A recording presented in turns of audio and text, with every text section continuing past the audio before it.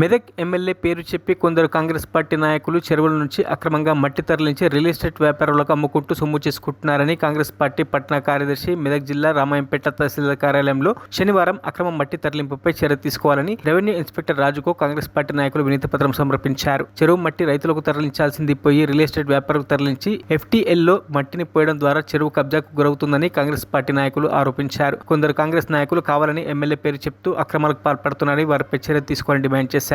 రామాయంపేట పట్టణంలో మల్లె చెరువులోని మట్టిని అక్రమంగా రవాణా చేస్తూ FTL ల్యాండ్లలో పోసి భూదందా చేస్తున్నారు, ఇసుక దందా చేస్తున్నారు. కాబట్టి ఇటువంటి వారిపైన కఠిన చర్యలు తీసుకోవాలి.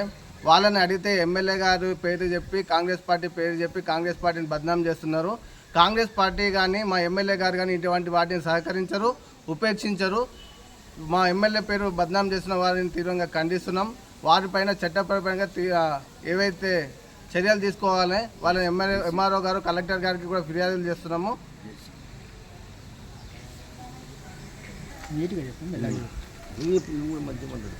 నిన్న రామాయంపేట పట్టణంలోని గల మల్లె చెరువులో మరి కొందరు మట్టి వ్యాపారులు రైతుల పేరిట మట్టి కొట్టడం జరిగింది.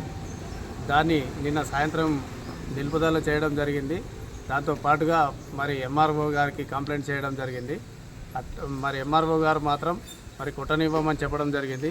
అట్లాగే ఈరోజు ఉదయమే 7 గంటల నుండే మళ్ళీ JCBలు పెట్టి మొన్న ఎమ్మెల్యే ఎలక్షన్లో కాంగ్రెస్ పార్టీలో చేరిన కొందరు కాంగ్రెస్ పార్టీకి సంబంధించిన ఎమ్మెల్యే గారి పేరు చెప్పుకొని ఈ రైతులు వాడుకోవాల్సిన పొలాలకు వాడుకోవాల్సిన మట్టిని అక్కడ ఏదో నామమాత్రంగా ఒకరిద్దరు రైతుల పేర్లు వాళ్ళ ఇరిగేషన్ వాళ్ళకి కానీ అగ్రికల్చర్ వాళ్ళకి కానీ MRO వాళ్ళకి కానీ కంప్లైంట్ రూపంలో ఇచ్చి వీళ్ళు మట్టి వ్యాపారం దందా చేస్తూ ఉన్నారు. వీళ్ళంతా ఒక 5-6 సిండికేట్గా ఏర్పడి మట్టి వ్యాపారం చేస్తూ ఉన్నారు. మరి ఇలాంటి వారు రైతులకు మేలు చేయాల్సింది పోయి దీంట్లో ఒక విలేకరి కూడా ముఖ్య పాత్ర పోషించడం జరుగుతూ ఉన్నది. నిజాన్ని నిర్భయంగా బయటకు తీసి ప్రజలకు తెలియజేయాల్సిన వాళ్ళు కూడా ఇలాంటి దందాలకు అక్రమాలకు పాల్పడడం ఎంతవరకు సమంజసం? అట్లాగే ఈ ఎమ్మెల్యే గారి పేరు వాడుకో మరిన్ని అప్డేట్స్ కోసం మా ఛానల్ని సబ్స్క్రైబ్ చేయండి.